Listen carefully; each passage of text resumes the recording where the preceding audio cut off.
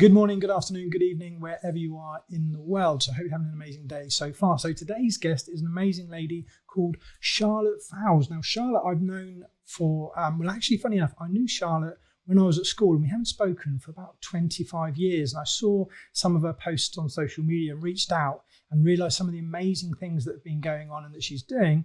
And we got talking and thought, what an amazing person to get on the show to share some success stories and how she's overcome some of her adversities. So before we start, I'd just like to introduce you, Charlotte. Thank you for taking the time out of your busy day to join us.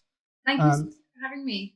And so, Charlotte, would you like to sort of introduce yourself? Just tell us a little bit about yourself, and then we can go into the interview. So what's your story? Well, how long do you have? I'll give you the brief version. So at the moment, I am also known on my Instagram as the Executive Adventurer, and that describes, if you like, the psychographics and personality of the ideal client that I work with. And I work with people who are usually in corporate roles and they are pretty successful, doing pretty well, but they've got that stage where they're kind of stuck. That they're like, oh, now what? You know, I've got there wherever I thought there was going to be, and they want something else, but they're not sure what it is, or they don't know how to move forward. So I help them. We work together, and they rediscover their fun, their passion, their purpose, and that's really what I'm all about. I've managed to do that, so it's great to be able to help other people do that as well. Now, if we go back, we can go back as far as you like. Where would you like to go back to? Because I've got some questions that I'd like to give you, but you've obviously overcome some adversity yourself. I have. And one of the things, and one of your superpowers is helping others overcome their own challenges and their own adversities from what you've been through. So what some of the things that you've been through? Well, again, I won't necessarily go into all of these in depth, but I really don't also want people think that I'm just glossing over them. Like, a lot of these things are really big things in their own right, and almost like you do a whole talk on any of these subjects. So again, if anyone is listening and wants to reach out for whether that's just a chat or support or anything with any of the things that I've been through, then please do. I'm always here, and if anybody wants to hear any more about any of the things I'm going to talk about, then again, just get in touch. So, and where? Because I'll put the links below on all the channels that we're doing. So where can people get hold of you? Where's the best way to get hold of me is to send me a contact form through my website, which you'll put the link on. But the best way to just keep up with what I'm doing is on Instagram, and my links are all in there as well, in the bio and stuff. So yeah, do reach out if any of this sort of touches people, or they want to know any more about any of them. So I usually, you mentioned school. We won't start at school. We'll be here all day. Yes, but I usually talk about particularly the last 10 years of my life, and the reason for that is that this is kind of when, if you like, everything started to go what you might call wrong. There had been some challenges before that, but this was really where it all sort of fell apart, is a good way to describe it, but it kind of happened in stages. And but within that 10 years as well, I did have some incredible sort of successes and doing some great things. So I'll touch on that too, because I do want to show that this is possible, that that and how it's possible. So I came back from Australia. So I moved to Australia for a couple of years because I'd always wanted to do that. I wanted to cross the outback in a 4-wheel drive, so I did that. I was working in Australia, got 4-wheel drive, traveled for 4 months living out of the car and camping, and that was an amazing experience. It was brilliant. One of the best years of my life. That when I returned to the UK after 2 years away, it kind of turned into the worst year. Sadly, it's now 10 years almost to the day on Saturday since my dad died, and we were a very close family, and he had been poorly, but that was devastating, as anyone who's lost a parent will know. And unfortunately, that seemed to set off this chain of just total grief and loss, and lots of people close to me started also dying. So I made friends with a nice man at my work after my dad had died. He became like my work dad, and then sadly he died 3 weeks before his retirement. My uncle and my dad's brother, who he died also. Somebody I thought of as a surrogate grandma died. It was just seemed to be endless. And during that time, during those few years as well, my husband at the time and I, we decided to start families. So that was the plan. And yet that didn't happen for us because I kept having miscarriages. So I ended up having multiple miscarriages, and they were quite traumatic. They didn't miscarry themselves, so I had to have operations and investigations. So this was all going on almost sort of at the same time as the other grief, the other loss. It was a lot. It was really, really heavy. I was in quite a stressful, enjoyable job. I was working in central government where I'd worked for many years, and I'd worked with Gordon Brown. I'd been his press officer and events officer for a couple of years. I'd worked with secretaries of state. I was in the communications department of a central government department at the time. So quite a stressful job as well as everything. Hours, and it generally is stressful. It can be very, very rewarding, and to work with those people to see how they work is also really great, and I learned a lot. But yes, lots of stress. And so I thought, okay, I'm going to stop right now with the whole baby plan. I'm going to just focus on what I can do, not what my body can't do. So what can I do? I'm just going to give myself a break, for my mental wellness, for my survival, and all this trauma. And so I thought, I'm gonna get really fit. I'm gonna raise loads of money for the Miscarriage Association, which is this tiny charity. I'm gonna talk about why I'm doing it, because there's a lot of shame associated with some of these things, and people don't talk about them. So this is why I'm open. And so I thought, right, that's what I'm gonna do. So I did. I got super fit, and I know you're on a fitness journey yourself, so you know how that feels when you start smashing it out, and it's great. And I was gonna do this half marathon obstacle course. It's running for half marathon. There's also all these obstacles through mud and stuff like that. So I got really fit for that, raised over £3,000 for Miscarriage Association, which was really great. But unfortunately, half a mile from the end of the obstacle course, they had a faulty obstacle, and I fell 9 foot and broke my leg in 2 places. So during some of these stories, I tend to sort of laugh, but it's almost just because it seems so ironic. I'm trying to do something good. I'm trying to focus on what I can do. And then that happened. So I couldn't walk for 3 months, had to learn to walk again. But actually during that time, changed my job, became self-employed, set up as a communications consultant, started working part-time 3 days a week, earning about 4 times as much as I was earning before. So that was really great. I didn't let that stop me.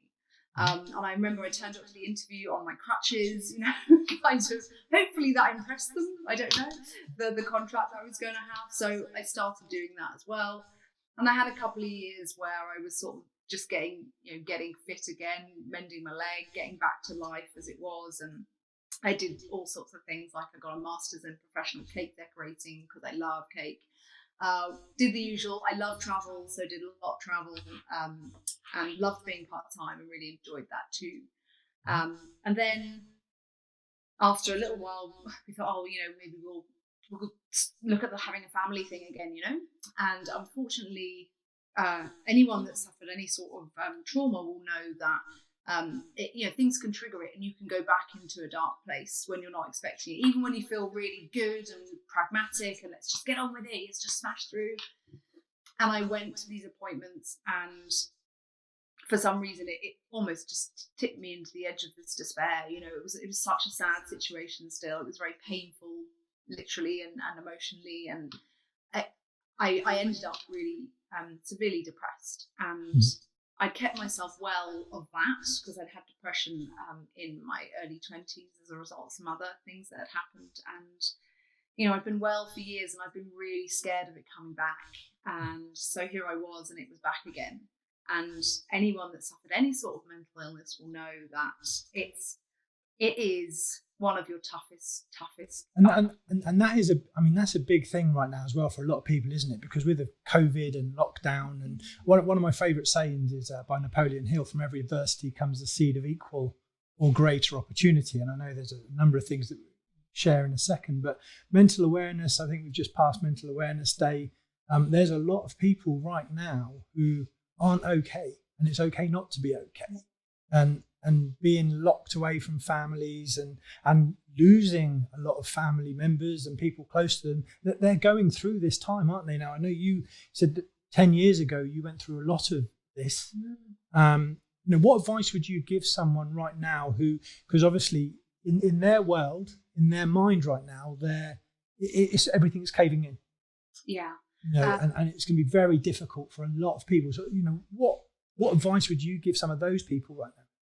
It's really difficult, because one of the things about mental illness is often your brain does not function in the way that it usually does. So you think differently. So, the brain tells you in some conditions things that aren't true, and it either exaggerates or minimizes things, and you're not able to basically, it doesn't feel like you do feel like you're sort of losing your identity. But if any of those things feel like you don't feel yourself or quite right, and it's going on for a long time, the first thing I do is to talk to somebody. We say it's okay not to be okay, but I think there's still a lot of stigma around mental illness, and that's why I talk about mine from the past. And I'm so fortunate to be well now after working hard at it those years ago. But the first step is to ask, to reach out and to tell people that you're struggling, and if they don't know what to do, to maybe ask them, could they help someone? If you don't, ask somebody to help them if you don't know and you don't feel like you can ask a stranger. And of course, if you feel like you have nobody, I used to be a Samaritans volunteer, and the Samaritans are fantastic. There's also quite a lot of other mental health places you can text and mind, and I know a lot of the services are stretched at the moment as well, but definitely talk to somebody. Find somebody, whether that's on the phone, whether that's a text service, whether that's somebody and share it. Not for them to fix it, but often just by sharing it, they might just be able to help and to be there for you. So that would be the first thing. And the second thing is really hard to do when you're not well, but is to have compassion for yourself, which is a big ask. It sounds simple, but actually when you're not well, it's a really big thing not to shame yourself for not being well. It's not something anybody would choose. So okay. They would be the things that I would say, and get the help that you can from the people that you can, for sure. So we go back to you. You broke your leg. You learned to walk again. Yeah. You'd left the job in government. So that was communications, I believe you said. That must have been quite an interesting thing. What was you said you learned things. What was the one thing you took away from that in that role? Oh, that's a good question. What's the one thing that I took away from those roles? I know people are people, successful people, no matter how successful, no matter how high profile, no matter who they are, they're people. Yeah. And I know people say this, and they may be very special people, and they may be different in certain ways, or they may be difficult, or they may be whatever, but they are a person. And I always used to speak to these people as people. I try and find out what they need, what reassures them, and my job often was to find what they need in a certain way and bring that, and that's what I would do. I heard once somebody say most people in all situations just want reassurance, and that was really helpful. Actually, it doesn't matter whether you're having a conversation with your partner or a friend or a colleague or someone really important, or that person's asking you something. Mostly we're looking for some sort of reassurance, yes, I've got this under control. Yes, no, this event's going to be fine. Yes, the press are turning up, whatever it is, find out I used to find out what they needed and make sure that me and the team and everyone working there would be able to provide that. And at that time, everyone's different. So one size doesn't fit all. So that was a really good lesson. And in that time, because I know there's a lot we can actually cover, but in that time, who was probably the most interesting person that maybe you met or worked with? Well, again, it's really fascinating, because there was clearly like the big politicians, the big names that you think, wow, these are kind of like the big beasts, as they call them in the Westminster world. And you think that some of them have this sort of aura around them. And of course, that was interesting. But equally as interesting, it was some of the really high functioning, happy teams. And I worked in a digital team in the Department of Health, and that was one of the best teams I've ever been in. And there were many reasons for that, but there were some really interesting people in there because they were very different to me in a lot of ways, and everyone was quite different. It was a very diverse team, and so learning to do things differently and seeing things through different eyes, especially from a brain that works in a different way to mine, that was really interesting. So it's hard to pinpoint one person, but there's a manager I used to have who was so opposite to me that my mantra, if you like, became, what would Stephen do after I'd worked with him? It doesn't mean that it was always the right thing, but it was just, what would someone who's almost as far away as me as I could think to get, what would that person do? You know, just to kind of challenge my thinking a bit. Okay, cool. Yeah, because I think at the moment, also given the current climate, I think the government and the health and they've got some serious challenges on their hands, and it's very uncertain times. And I think everyone is doing the best that they can do. Whether there's no right or wrong, there's different opinions to all of this. So there's certainly a challenge for maybe people in your old position right now and in your old job. So once you left that, you did all those things for the charity. You set up your business in pushing and taking your superpower back then. So what would you say your superpower is? My superpower. So I have three, because you've got to have three. Power of three and all that. So my superpowers are curiosity, courage, and resilience. Okay. So I set up this, as on my own, as a communications consultancy, and so that required courage, as anyone who has their own business will know, to go from almost the safest job possible in the civil service, to something completely unknown to get contracts, and you have to get contracts. You have to be good in order to renew that contract or to get something else, and you work on your reputation, and it's just you. So many of these things people will know, and so I just sort of took a leap.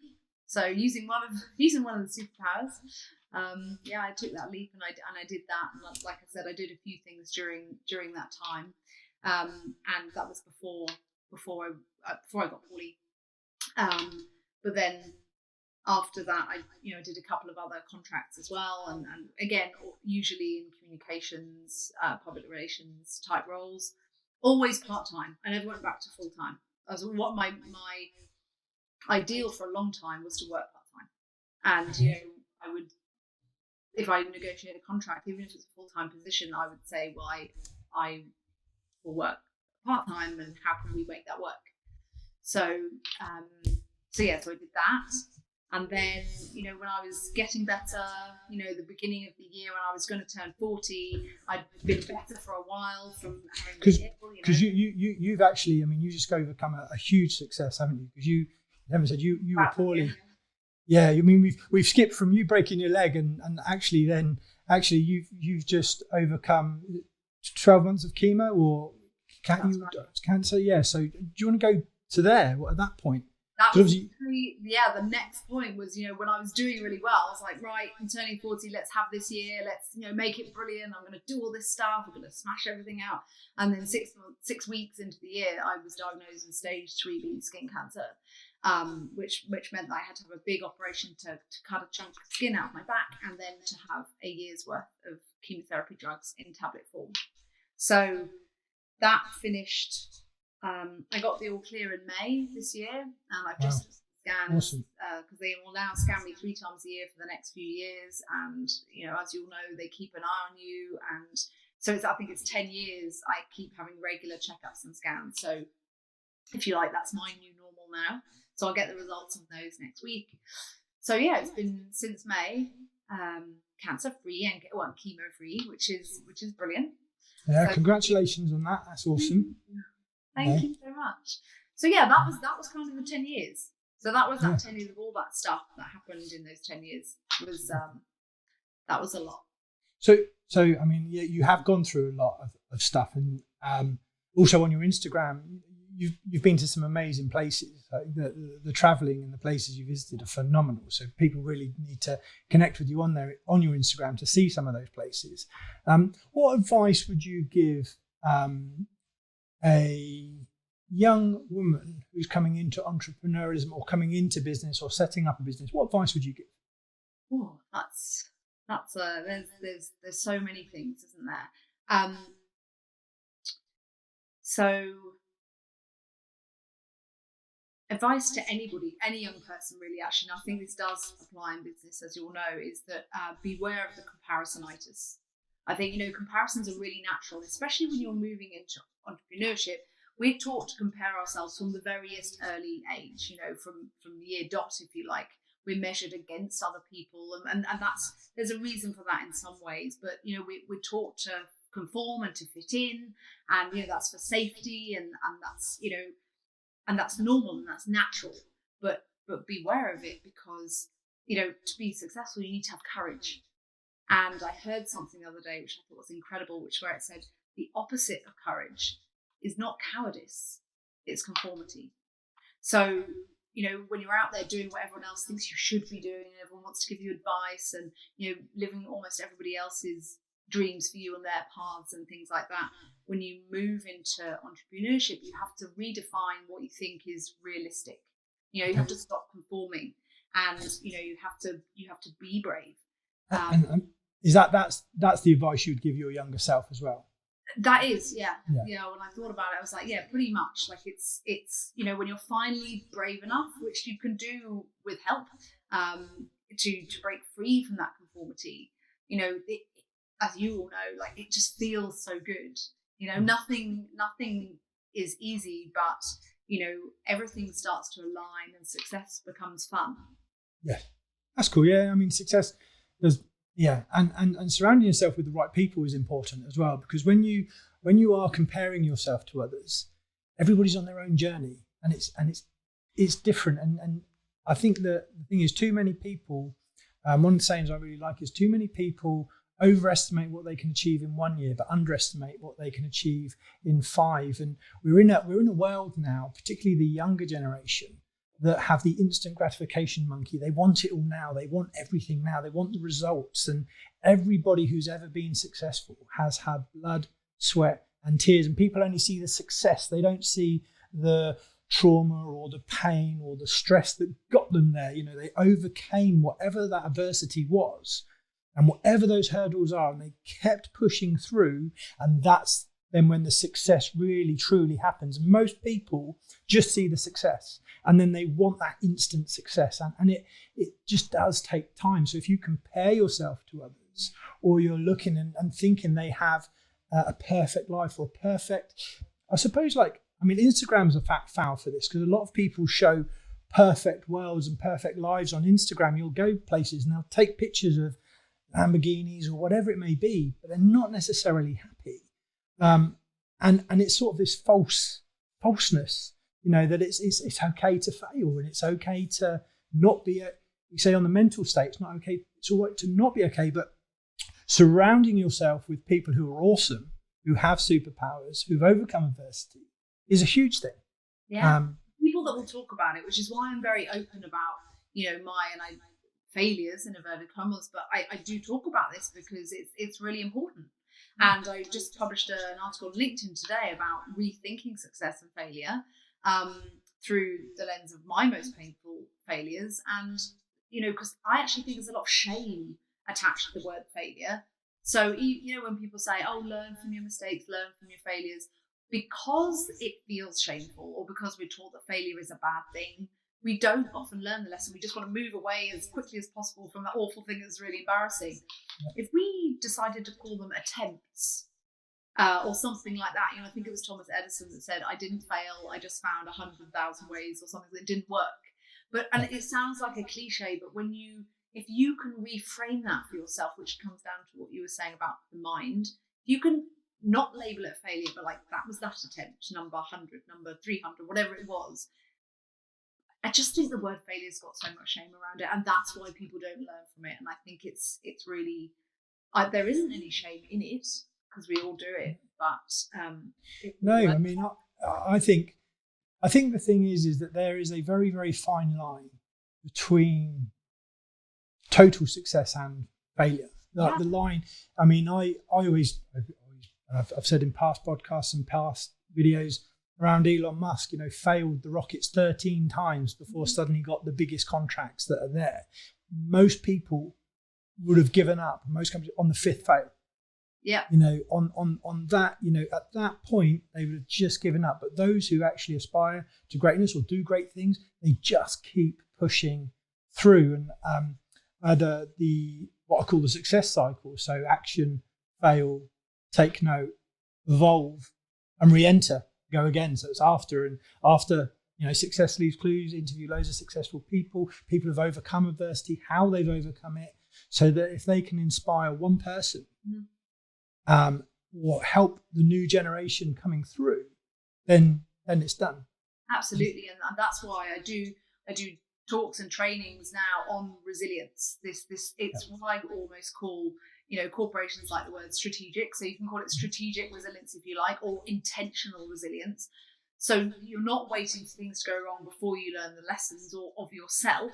Yep. You can actually these strategies and these tools that I put together in this guide. If you were to go through it and figure out how to apply all these things, it will give you more resilience. It shows you how to build, how to increase, and how to stay resilient. And you mentioned support and the people around you, and that's one of the first strategies is to actually identify the right support. And that can change at different points in your life or different projects, but it's about being intentional and almost also thinking, how can I be resilient for the good stuff? Because like you said, not just in case it goes wrong, but the people that are successful, they're not magic people, and it's not always possible to just keep on pushing through. It's not just about being stubborn. It is about using the tools that will really help you, almost in this really smart way, this sort of strategic way. It shortens the learning curve as well on stuff, because you can learn from other people's mistakes, so you don't have to make them, or how they overcome it. So it just shortens that learning curve. And in a world where the distance between the idea and the realization is where all the money is, or where everything is, then even more important than ever, it's important to shorten your learning curve. And I mean, there are a lot of people, there are lots of coaches, lots of mentors, lots of people out there who haven't necessarily overcome adversity, or maybe they haven't had a business, or maybe they haven't done something. But everybody's unique. Everybody has their own niche of them. And their story, their life really needs to be what they want it to be, because it is quite short. And when you have, for yourself, when you've been diagnosed with cancer, when it was a sort of a reality check of like, okay, now I need to live in the future. What would I do? And then start living the best life. What does that mean? And I suppose that's sort of where we find ourselves now. One of your pictures that was on your profile was you with a superhero. What was that? So that's really interesting, actually. So I started during lockdown just for me, really. When lockdown was about to start, I went for a run. I hate running. I don't like it. I do it for fitness. And this song came on as I was running, and it was a cheesy dance track. And I started dancing as I ran. I was like, wow, that's a way to make it more fun. Actually, that really lifted me, just that one track. And I thought, everyone's going to be stuck in their houses now for God knows how long. Maybe it might lift other people. So I just put it out there onto social media. Hey, if anyone wants to join me for a one-track dance party, I'm going to do it 3 times a day. Just literally made it up on the spot. I'm going to do it 8 o'clock, 1 o'clock, 7 o'clock. So you've got some check-in times, because lots of people are isolated, lots of people are struggling, and it just started and kind of grew from there. And at one point I had sort of like people from about 6 different countries in the world joining this dance party. We had all sorts of numbers up to, I can't remember, but maybe just under 100 different people dialing in at different times for this dance party. Random people I've never met in my life who I now consider friends. And that was amazing. And so many people were saying to me, this has made such an impact on my mental health, my well-being, like just being able to take myself out of myself for 3 times a day, knowing that I've got a space where I can just be silly and shake it off and basically have contact in a fun way. And during that, obviously, it went on much longer than I thought. I thought I might do it for a few weeks, and kind of 3 weeks later, I was absolutely knackered. Like, oh God, I'll get out. 8 o'clock, 1 o'clock, 7 o'clock, being on this 3 times a day. And so I started changing, not the format, but I said, right, okay, we're going to have air guitar Thursday. We're going to have like Spanish track bamboleo Wednesdays. We're going to have topical Tuesdays. And we're going to have fancy dress Friday.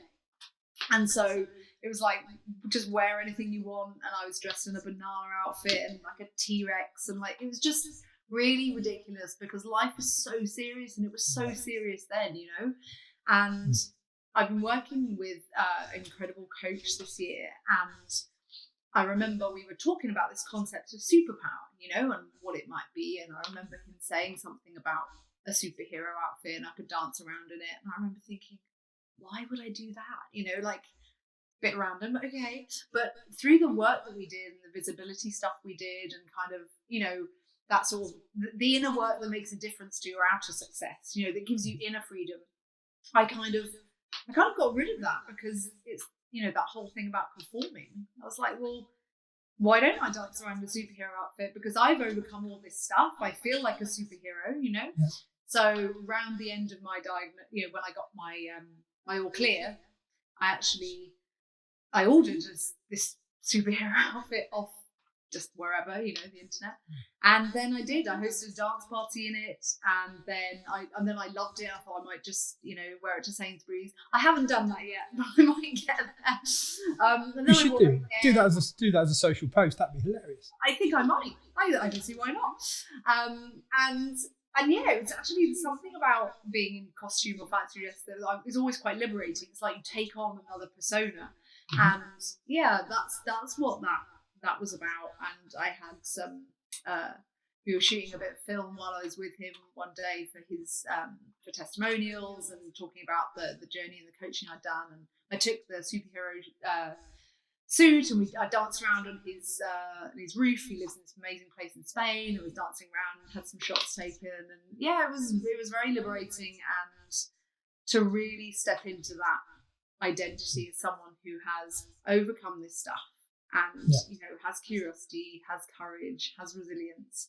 And very importantly, I think for people listening to know that I don't think anyone is born with a different level than anyone else. Scientific research actually shows you can build this, you can build resilience, and you can do this intentionally. And that's part of the message that I give in my trainings as well. Okay, cool.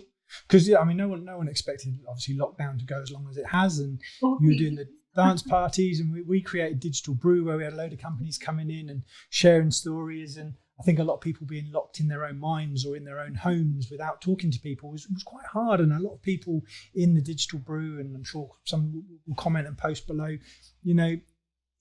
when you have all of that stripped from you, it's quite hard. It was really hard for a lot of people. So then suddenly a lot of people, I actually call COVID-19 everybody's cancer.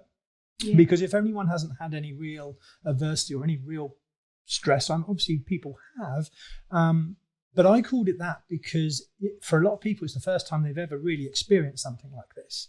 And to be locked in your own mind, your subconscious and your conscious mind, your subconscious becomes a terrorist. Like, as much as you want to be positive, your subconscious mind is going like this. And we talked before about the word choose and how that works. And we talked about that before. Okay, so what does success look like for you?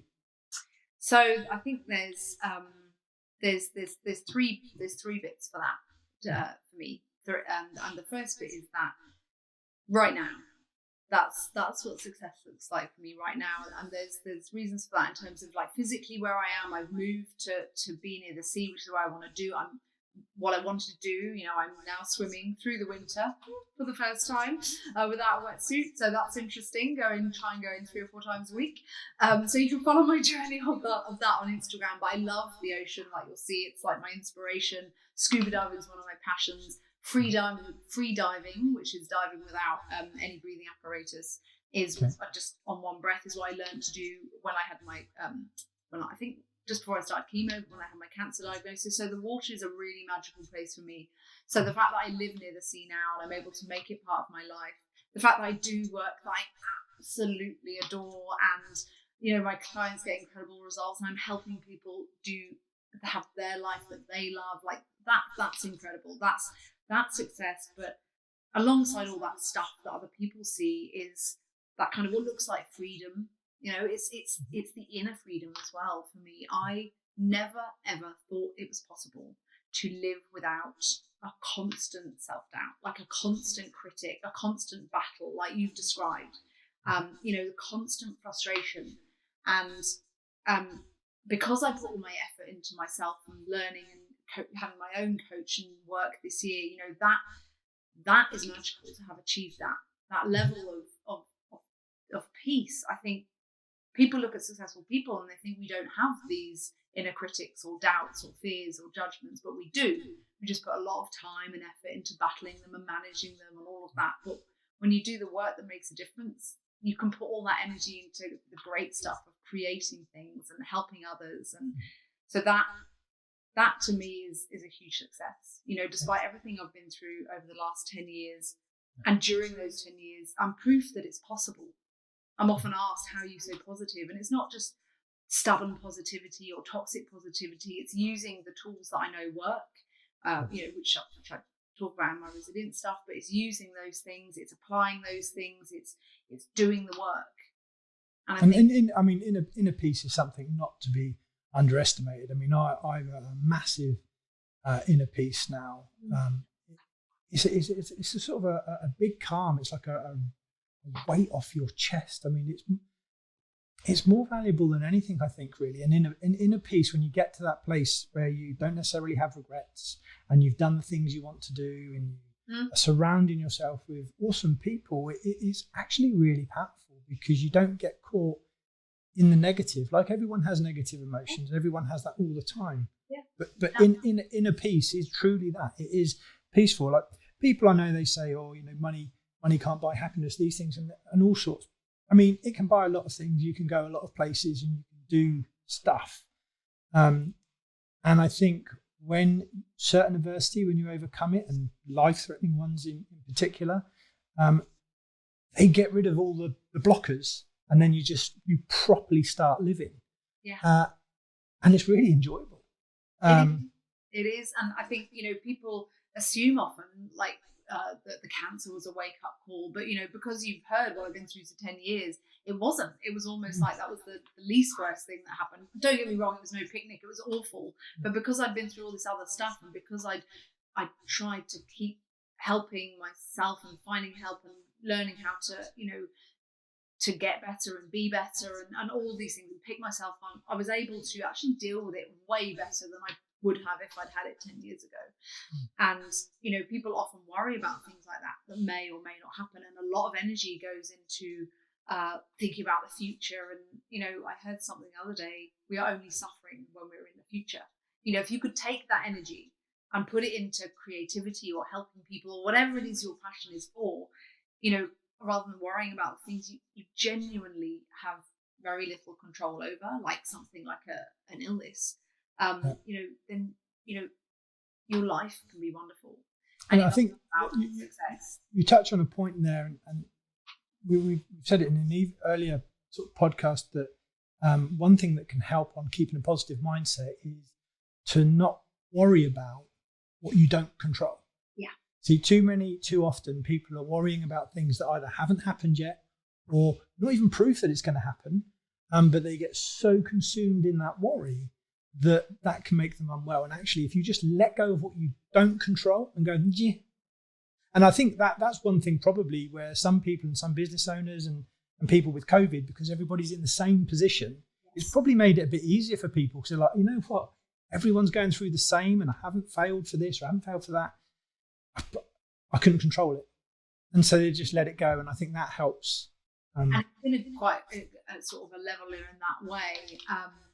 And yeah, I think it's very easy to say, oh, just let go of it. And I think that's why having people like mentors or listening to things like this or seeking out things where they might show you how to do that, or getting a coach, certainly with my clients, we work on some of that stuff that holds you back.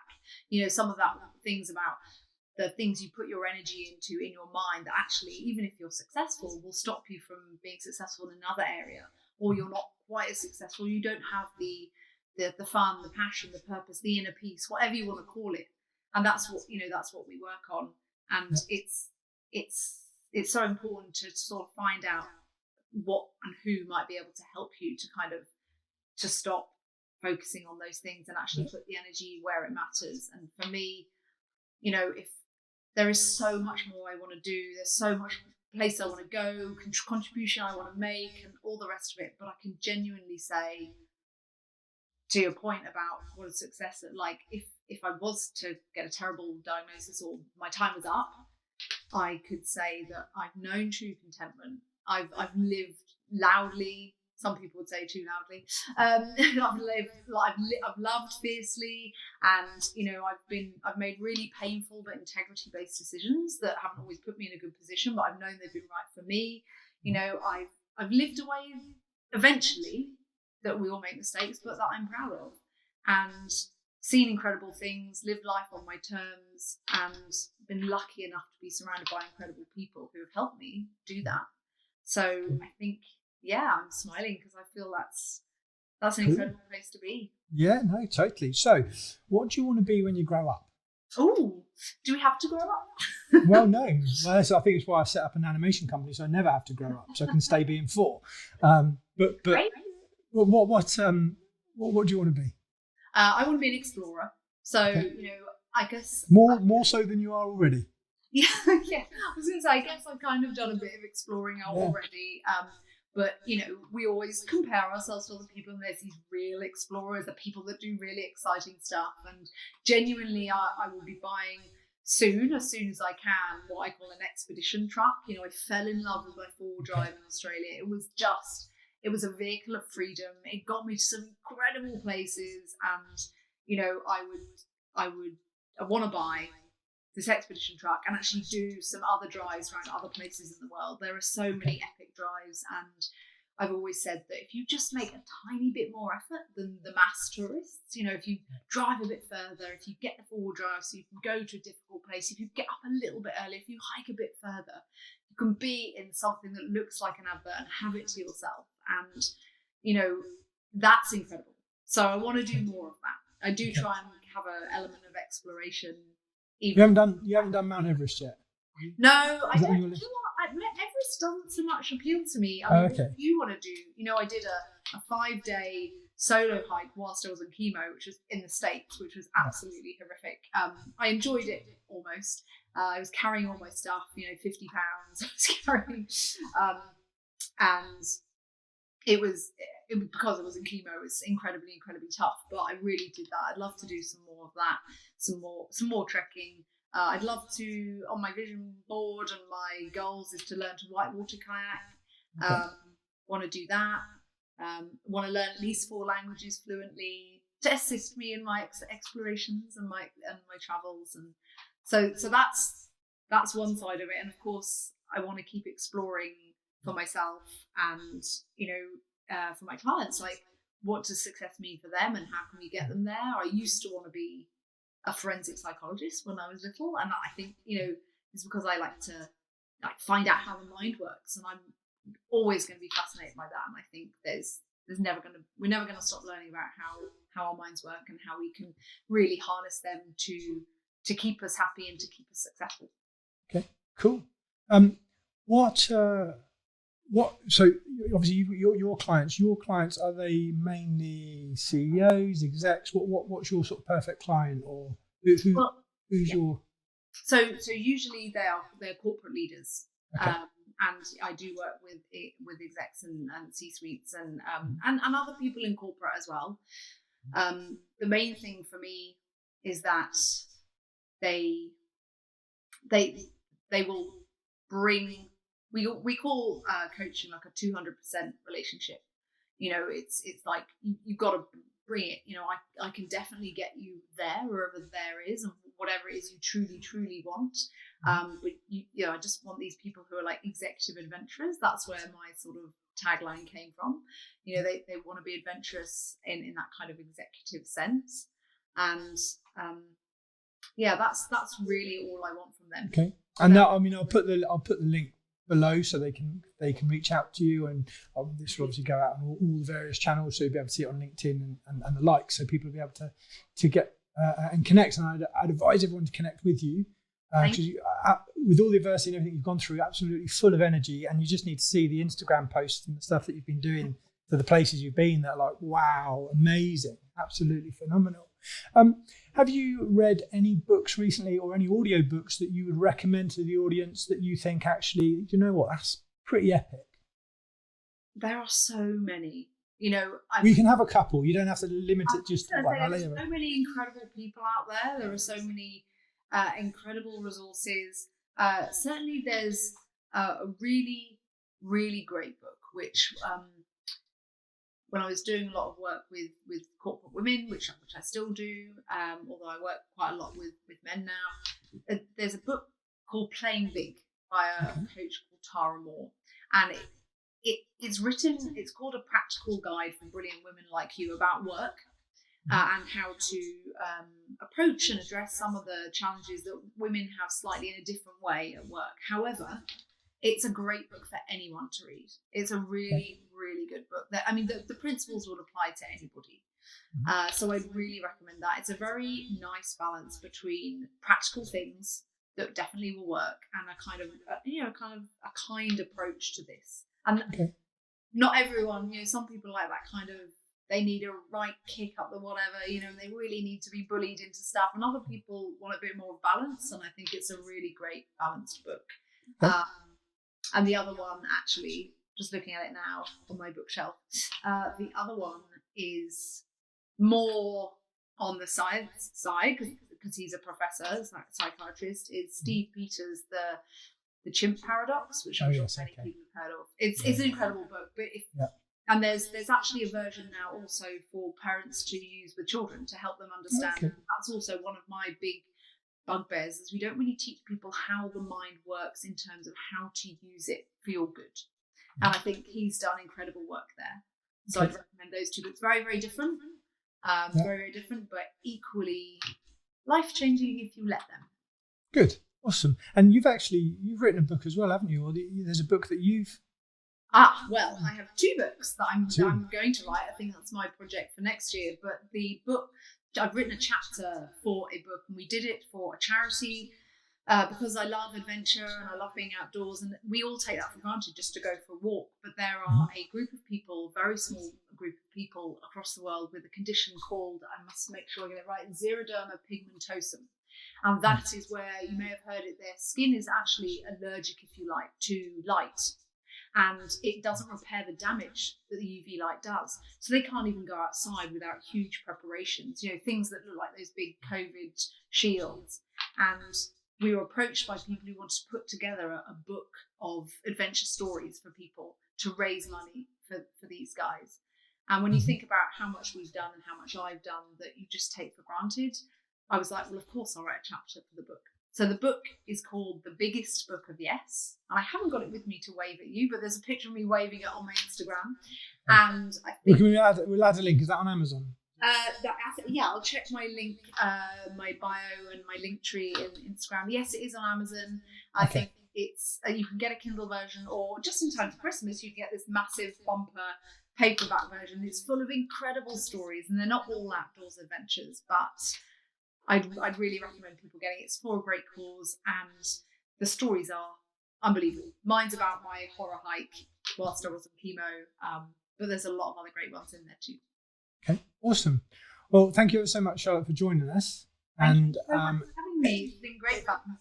If people want to reach out, there'll be a link below. Best place to get hold of you, LinkedIn and Instagram, or so you can come on LinkedIn, but I was Instagram. There are links in my Linktree bio where you can to my website, to the Resilience Guide, and the best way to actually get in contact with me is through I've got a contact form on my website. So that's probably the best way on there. So and you said you'll come back and then do a talk and a chat and when lockdown is all cleared and we are able to do the celebration of success and get back to the big events, so you'll come. Let's talk at that. I'll come back. I'll come back and like I said, any of the topics that have touched anybody, they want to learn more about any of those and my experience of those, very happy to talk about those to anybody, to their organisations, to their teams, to groups they might be in.